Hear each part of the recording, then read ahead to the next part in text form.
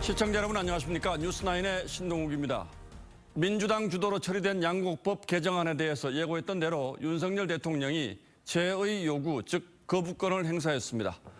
윤 대통령의 거부권 행사는 취임 후 처음 있는 일이고 지난 2016년 박근혜 전 대통령 이후 7년 만입니다. 거부권은 대통령이 국회 입법권을 제한하는 것인 만큼 정치적 부담이 적지 않고 그래서 매우 신중하게 행사해온 것입니다.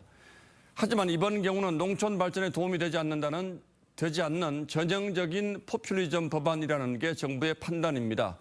의석 구조상 민주당이 공언한 재의결은 사실상 불가능해 보이지만 양곡법을 시작으로 거대 야당의 일방 처리와 대통령의 거부권 행사가 반복되는 대치 전선이 형성될 가능성이 높아졌습니다.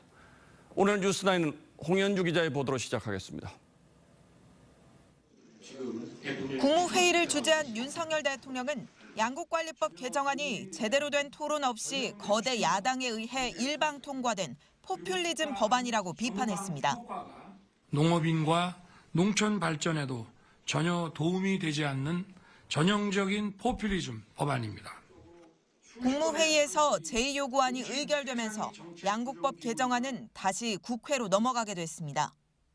개정안은 쌀이 3% 이상 초과 생산되거나 쌀값이 전년보다 5% 이상 하락할 때 정부가 시장 가격으로 매입하도록 규정하고 있는데 정부는 이 법이 시행되면 쌀 생산이 늘어나게 돼 쌀값이 떨어지게 되고 결과적으로 농가 발전에도 도움이 안 된다는 입장입니다.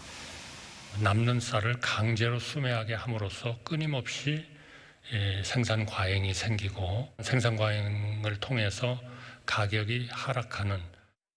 대통령실은 문재인 정부 당시 홍남기 경제부총리도 부작용이 우려된다며 법 개정에 반대했다고 지적했습니다. 제2요구된 법률안이 다시 본회의를 통과하려면 재적의원 과반 출석에 3분의 2 이상 찬성해야 하지만 국민의힘 의원이 115명으로 3분의 2를 넘어 법안은 폐기 수순을 밟을 것으로 보입니다. 양곡법 이외에 노란봉투법과 방송법 개정안 등도 일방 처리와 거부권 행사로 이어질 가능성이 높아 거대 야당과 새 정부는 앞으로도 계속 극심한 충돌을 빚을 것으로 보입니다.